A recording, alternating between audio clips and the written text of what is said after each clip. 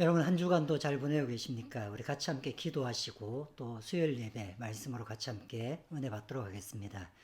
하나님, 우리를 날마다 보호해 주시고 우리의 삶 가운데서 주님을 발견하게 해 주신 것도 감사합니다.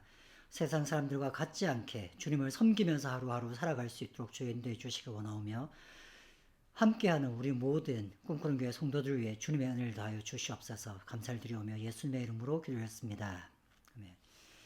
오늘 다 같이 보실 하나님의 말씀은 아모스서 3장 1절과 2절 말씀입니다. 제가 읽어드리겠습니다. 이스라엘 자손들아, 여호와께서 너희에게 대하여 이르시는 이 말씀을 들으라. 애굽 땅에서 인도하여 올리신 모든 족속에 대하여 이르기를 내가 땅의 모든 족속 가운데 너희만을 알았나니 그러므로 내가 너희 모든 죄악을 너희에게 보응하리라 하셨나니. 오늘은 남다르게 살자라는 제목으로 말씀을 전하고자 합니다. 저는 어릴 때 잘 삐지는 아이였습니다. 지금은 그렇지 않다고 생각하는데 늘 삐지는 것이 익숙한 아이였습니다. 지금은 그렇지 않다고 생각하지만 저희 아내의 생각은 다를 수도 있습니다. 삐진다. 삐진다는 말을 한글 사전에서 찾아보면 노여움의 마음이 토라진다는 뜻입니다.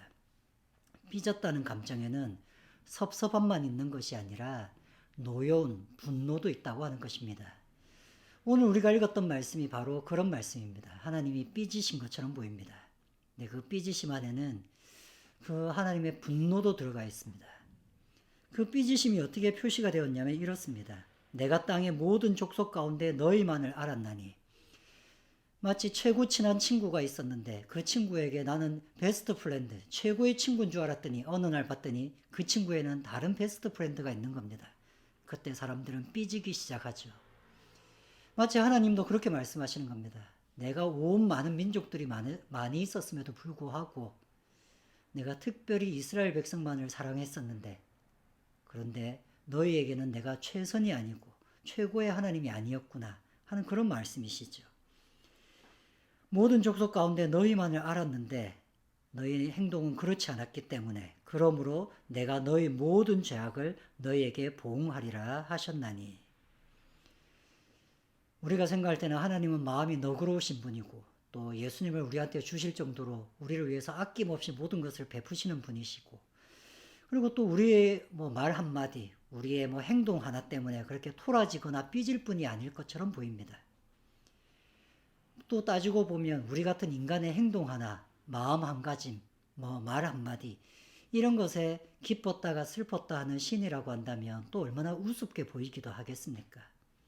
그런데 하나님은 내가 너희를 너무 사랑하고 다른 민족하고 비교할 수 없을 정도로 사랑했는데 너희의 반응이 내한테 이렇게밖에 안 된다면 나는 화가 나고 분노하고 심판할 것이라고 말씀하시는 것입니다.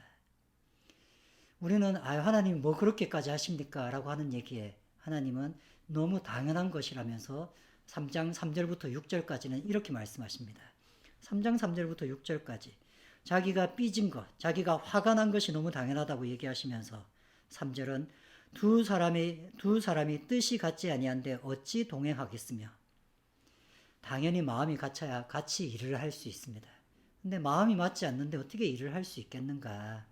하나님과 이스라엘 백성도 마음이 맞지 않으니 함께 할 수가 없다. 너무 당연한 거 아니냐? 이렇게 말씀하시는 거죠. 그리고 이어서는 이렇게 얘기합니다. 사자가 움킨 것이 없는데 어찌 수풀에서 부르짖겠으며 젊은 사자가 잡은 것이 없는데 어찌 굴에서 소리를 내겠느냐. 사자가 포효하고 울부짖는 것, 이런 것은 먹을 것을 잡았다는 뜻입니다. 사자는 사냥하기 전에는 아주 조용히 있습니다. 짐승들이 도망치게 소리치거나 하지 않죠. 조용히 다가간 다음에 자기가 목표한 것을 잡아먹습니다. 그리고 그것을 잡았을 때에 크게 포효하는 거죠. 그래서 막 크게 울부짖는 겁니다. 하나님께서는 지금 사자가 울부짖는다는 것을 보면 뭔가 잡은 것이 있다는 것을 당연히 알 수 있지 않겠느냐. 사자를 하나님께 비유하고 잡힌 것을 이스라엘이라고 생각해 볼 수 있습니다. 하나님이 이스라엘을 사자가 그 먹을 것을 잡듯이 잡아버린 것처럼 하나님이 이스라엘을 잡았으니 하나님께서 지금 말씀을 이렇게 크게 외치고 있는 것이 아니냐. 아모스를 통해서 이렇게 외치는 것이 당연하지 아니하냐 이런 말씀을 하시는 거죠. 그러고 나서는 또 이렇게 합니다. 덫을 땅에 놓지 않았는데 새가 어찌 거기 치이겠으며 잡힌 것이 없는데 덫이 어찌 땅에서 튀겠느냐. 덫이라는 것을 놓으면 짐승이 지나가다가 걸리면 이게 펄쩍 튀게 돼 있습니다. 이게 탁 잠기는 거죠. 새가 날아가다가 덫에 걸리면 그것은 덫이 있었기 때문에 새가 걸린 것 아니냐. 당연히 덫이라는 게 있지 않느냐. 그리고 덫이 이렇게 탁 튀는 것이 보이면 새가 잡혔다는 것을 알 수 있지 않느냐. 당연하다. 하나님께서 이스라엘 백성에게 덫이 되셔서 이스라엘 백성이 덫에 걸려가지고 지금 아모스를 통해서 이런 예언이 터져 나오는 것 아니냐. 그러고 나서도 이렇게 말씀하십니다. 6절에 성문에서 나팔이 울리는데 백성이 어찌 두려워하지 아니하겠으며 여호와의 행하심이 없는데 재앙이 어찌 성읍에 임하겠느냐. 적군이 온다고 나팔을 붑니다. 그러면 그 나팔 소리를 들은 성 안에 있는 백성들은 두려워 떠는 것이 당연하지 않겠습니까? 그리고 하나님은 이렇게 말씀하십니다. 하나님이 행하심이 없다면 너희에게는 징계도 없었을 것이다. 근데 하나님이 행하시기 때문에 이 성읍에 재앙이 있다. 이렇게 말씀하시는 것이죠. 3장 3절부터 6절까지의 말씀 중에 하나님은 당연하지 않은 것이 하나도 없다라고 얘기합니다. 사자가 울부짖는 것이 당연하고 새가 덫에 걸려서 덫이 튀어오르는 것이 당연하고 적군이 쳐들어오면 나팔 불 때 벌벌 떠는 것이 당연하다고. 하나님은 그 당연한 분노의 이유를 내가 땅의 모든 족속 가운데 너희만 알았는데 너희 하는 행실을 보니 내가 분노한다. 너희의 행실 때문에 그 죄악 때문에 내가 보응하겠다라고 말씀하시는 겁니다. 너희가 아무리 하나님의 백성이라고 하더라도 이런 행실을 하면 당연히 심판받는 거 아니냐. 당연히 하나님께서 분노하시지 않겠느냐. 이렇게 말씀하신 것입니다. 이렇게 하나님을 당연하게 화가 나게 만드는 이스라엘 백성들의 죄. 그 죄가 무엇이었을까요? 무슨 죄를 지었길래 하나님은 이렇게 분노하신다고 당연히 화가 올라온다고 얘기하실까요?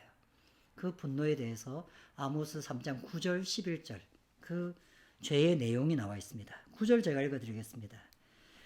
아스돗의 궁궐들과 애굽 땅의 궁궐들에 선포하여 이르기를. 아스돗 궁궐과 애굽 땅의 궁궐.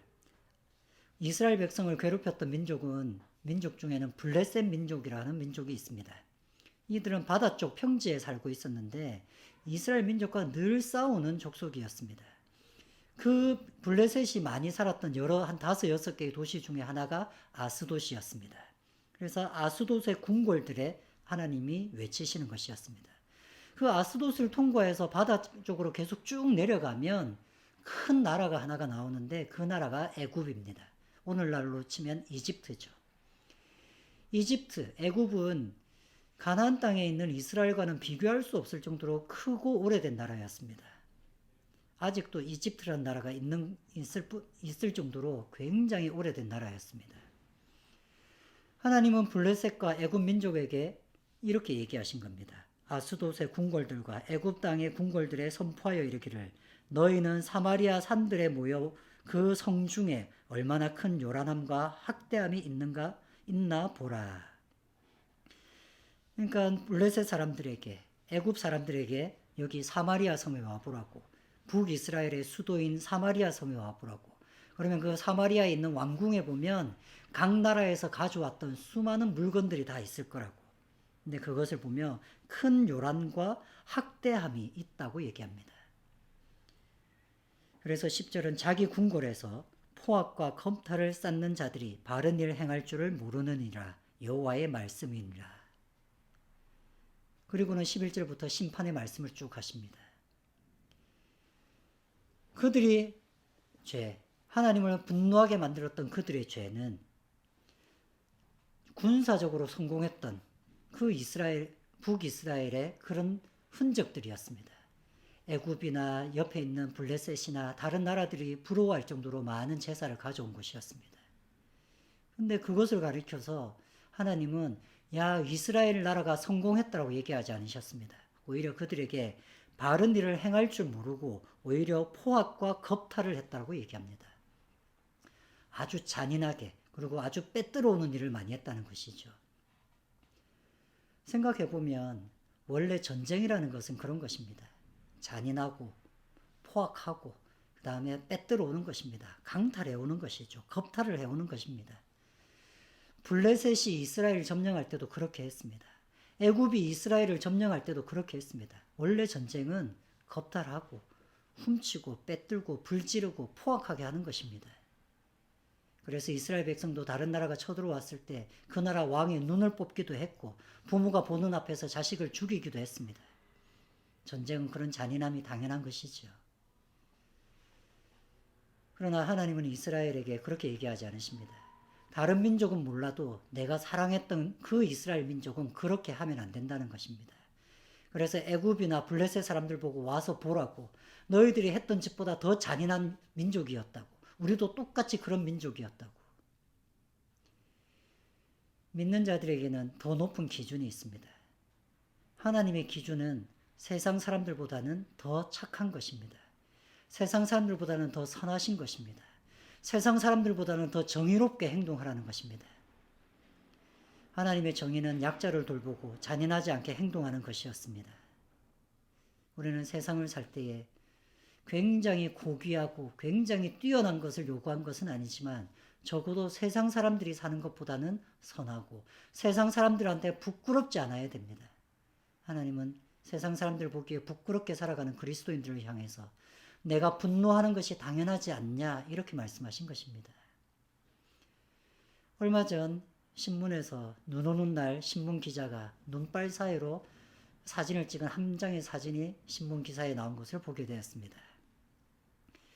나이 많은 노숙인이 한 남자에게 다가가는 것을 이 기자가 보았습니다. 근데 갑자기 좀 있다가 그 중년의 남자가 자신의 옷을 벗어주는 겁니다. 그래서 이 기자는 뭔가 기사가 되겠다는 그런 직감을 가지고 사진을 찍었습니다. 사진을 찍고 나서 막 쫓아가서, 좀 먼 거리였기 때문에 쫓아가서 그 노숙인을 붙잡았습니다. 이미 외투를 벗어준 그 중년의 남자는 사라지고 없었습니다. 어찌된 일인지 물어봤더니 그 할아버지 노숙인이 그렇게 얘기하는 겁니다. 너무 추워서 커피 한 잔 뽑아 먹을 수 있게 커피 한 잔 사달라고 얘기를 했다고. 그런데 그 사람이 자신의 외투를 벗어줄 뿐만 아니라 자신의 주머니 안에 있었던 장갑을 끄집어내서 그 노숙인에게 준 것입니다. 그리고 현금 5만 원도 주었습니다. 그 기자는 그 사진을 찍고 나서 감동을 받았고, 그래서 그 기사를 적고 난 다음에 그 맨 마지막에 자신이 커피라도 한 잔 대접하고 싶으니 이 기사를 보면 연락을 자신에게 해달라고 기사를 마무리 지었습니다. 그런 말로. 아마 우리가 예상하듯이 그분은 연락하지 않았을 겁니다. 그 중년의 신사는 교회 다니는 분이었을까요? 아니면 교회 다니지 않는 사람이었을까요? 교회 다니는지 안 다니는지, 예수를 믿는지 안 믿는지 모르겠지만 우리는 교회 다니지 않는 수많은 비그리스도인들이, 불신자들이 얼마나 착하게 사는 이야기가 많은지 잘 압니다. 하나님이 원하시는 기준은 그런 불신자들보다 좀 선하게 살 수 있겠냐는 것입니다. 그런 불신자들보다 하나님의 백성이라는 말이 부끄럽지 않게 살 수 있냐는 것입니다. 불신자들도 선하게 사는 사람들은 그렇게 살아갑니다. 그리스도인 우리, 하나님께로 축복받은 우리가 어떻게 살아야 하겠습니까? 복음을 받아들인 자들이 이런 행동을 하지 아니하면 하나님은 당연히 분노하신다고 말씀하십니다. 우리의 삶 가운데서 늘 선한 것을 생각하며 또 하나님을 기쁘시게 하는 삶을 살아가는 우리 모든 교인이 되기를 바랍니다. 우리 같이 함께 기도하시겠습니다. 하나님, 우리의 날마다의 삶 속에서 선한 것이 하나하나 늘어갈 수 있도록 주 인도하여 주시옵소서. 그래서 우리를 자랑하기 위해서 선한 것이 아니라 하나님을 기쁘시게 하고 하나님의 얼굴을 빛나게 만들기 위해서, 우리의 선행 때문에 하나님을 찬양드리는 그런 일들이 일어나게 하기 위해서 우리로 더욱더 선한 사람이 될 수 있도록 주의 인도해 주시고, 특별히 우리가 선을 행할 수 있는 기회가 있을 때마다 그 기회를 쫓아가며 선을 행할 수 있도록 주 인도하여 주시옵소서. 착하게 사는 수많은 성도들, 우리 꿈꾸는 교회 성도들을 주님께서 더욱더 축복해 주시기를 간절히 원하오며 예수님의 이름으로 기도했습니다.